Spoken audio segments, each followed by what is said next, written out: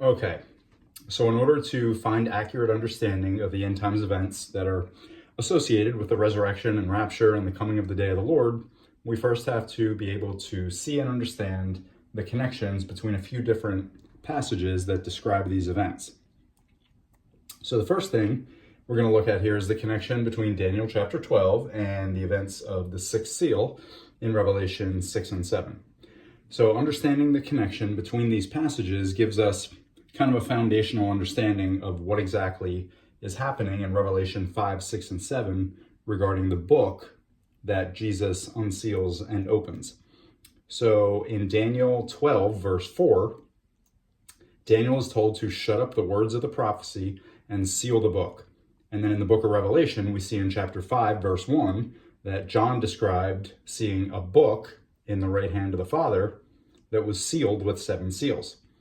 Okay, so in modern versions of the Bible, they changed the text in Revelation 5:1, so the verse says that it's a scroll in the hand of the Father instead of a book. And unfortunately, this prevents the reader from being able to make the connection between Daniel 12 and what's happening in Revelation 5. And as we all know, as right dividers, we often tell people that it's impossible to understand how to rightly divide with modern versions of the Bible because modern Bibles have changed the words and removed a whole bunch of verses, which makes it impossible for the reader to see all the differences between prophecy and mystery. So this right here is another good example of how modern Bibles have created confusion, because if the Bible that you're reading changed the word book in Revelation 5:1 to a scroll instead, then that makes it pretty unlikely that you're going to be able to make the connection between the book in Daniel 12 and the book that Jesus unseals and opens in Revelation 5. Okay, but in the King James Bible, we see that Revelation 5:1 says, "And I saw in the right hand of him that sat on the throne a book written within and on the backside, sealed with 7 seals." Okay, so this makes it a lot easier for us to see the connection between what's happening in Revelation 5, 6, and 7 and, the book of prophecy in Daniel 12. And then from there, we're able to kind of start putting the pieces of the puzzle together. Okay, so starting in Daniel chapter 10, there is a certain man from the spiritual realm who comes to visit Daniel, and he gives him knowledge and understanding regarding end times prophecy. And if you're curious about the identity of this certain man who came to see Daniel, you can go ahead and compare the physical characteristics of this man, which are mentioned in Daniel 10, 5, and 6, to the physical characteristics that John described in Revelation 1, 13 through 15. Okay, so anyway, this visitor that came to see Daniel, he shared a whole bunch of prophetic information with Daniel in chapters 10 through 12, but we're just going to be focusing specifically on the first 4 verses of chapter 12. So in Daniel 12:1, we see that there's going to be a time of great trouble that comes to Israel. Then in verse 2, we see the resurrection of the dead is going to occur at that time. Then in verse 3, we see there's a mystery group of people mentioned here. They're not specifically identified, but it says they're going to bring many people to righteousness when this time of trouble comes to Israel. Okay? And then in verse 4, we see that Daniel is told to shut up the words and seal the book. Okay? So this tells us that the remainder of the prophecy about the end times events was not revealed to Daniel at that time because Daniel was told to close the book and seal it up. Okay, so at this point, it's kind of a mystery in terms of what exactly is going to happen after this time of great trouble comes and the resurrection occurs. But we do see in Daniel 12:6 that the question is asked, how long shall it be to the end of these wonders? And then we find the answer to the question in verse 7, it shall be for a time, times, and half a time, which of course we know means 3.5 years. So in Daniel 12, we see that a period of 3.5 years follows after the time of great trouble comes and after the resurrection. All right. So then in Revelation 6 and 7, when we look at the events that happen after the opening of the 6th seal, we're able to identify the exact same sequence of events that happens in Daniel 12, also happening after the 6th seal is opened. Okay, so I'm not going to read all the verses word for word, so if you want to pause the video and take a minute to read these different passages as we go through each of the connections here, you can certainly go ahead and do that. But just to give you a basic idea of the sequence of events that happens after the opening of the 6th seal, in Revelation 6, 12 through 17, we see that a time of great trouble has arrived, and this is the coming of the day of the Lord. And this comes into alignment with the time of great trouble that's described in Daniel 12:1. Then in Revelation 7:9 through 17, we see the great multitude arriving in heaven, standing before God's throne and rejoicing over salvation. And this is the aftermath of the resurrection, which matches what we see in Daniel 12:2, with the resurrection happening at the same time when this time of great trouble comes.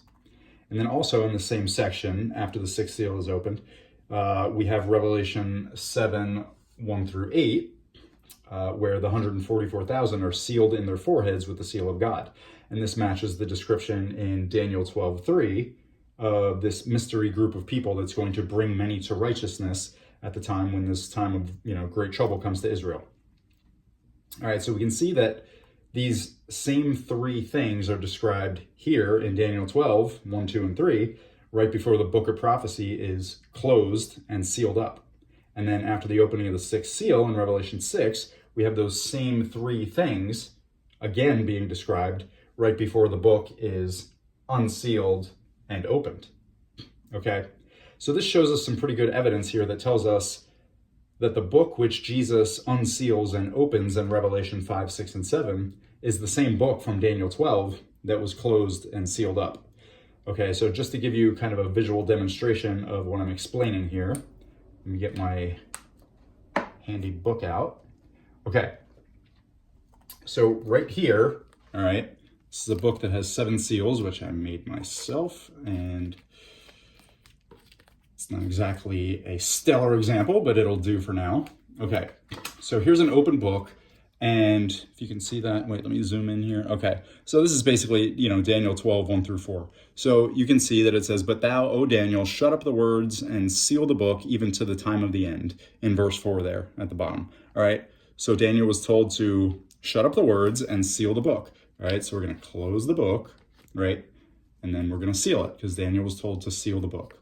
All right, so if you can see that, I don't know if that's, yeah, that'll work. Okay, so close up the book. Now the book is closed and sealed, okay? So then in Revelation 5, we see that God the Father in his right hand is holding a book that's sealed with 7 seals, okay? So the end times prophecy about what happens during the events of the day of the Lord, that prophecy is inside the book. So in order for the prophecy to be revealed to John, the book has to be unsealed and opened first. Okay, so once we get to the opening of the 6th seal, the first seal is open and a rider on a horse. Second seal, rider on the horse is given power. Third seal, fourth seal, the riders on the horses are given power. At the 5th seal, we have the souls under the altar asking when their blood is going to be avenged on them who dwell on the earth, and they're told to wait yet, rest yet for a little season. And then the 6th seal is opened after that. So you can see there's only one seal keeping the book closed right now. There's only one seal left to be opened. So after the 6th seal is opened, okay, that's when all these prophetic events start happening, after the opening of the 6th seal in Revelation. All right. So where am I here? Okay. All right. So this is how we know that the book in Revelation is the same book from Daniel 12. And what we see after the book is unsealed and opened is the continuation of the prophecy that previously was being given to Daniel in Daniel 12 before he was told to shut up the words and seal the book. Okay, so after the book is unsealed and opened, we see in Revelation 8:1 and 2 that the first thing that happens, let me open the 7th seal, and it says, so after the opening of the 7th seal, Revelation 8 says, "And when he had opened the 7th seal, there was silence in heaven about the space of half an hour, and I saw the 7 angels which stood before God, and to them were given 7 trumpets." And then you can see here, the events of the 7 trumpets is what follows afterwards. Okay, so that's what happens when the book is opened. The scripture doesn't say, and then the book was opened. You're just supposed to, it's kind of obvious. You're supposed to be able to figure that out because, it's a book that's being unsealed, one seal at a time. And then once the 7th and final seal is removed and opened, then the book can be opened and the prophecy continues. We see what comes after the description of the prophecy that had been given to Daniel before he was told to shut up the words and seal the book. Okay. So just to give you a quick recap, Daniel 12 describes the coming of the day of the Lord and the resurrection happening at that same time. And the events of the sixth seal also describes the coming of the day of the Lord and the resurrection happening at that same time. In Daniel 12, after these three things are described as happening, the book is closed and sealed up.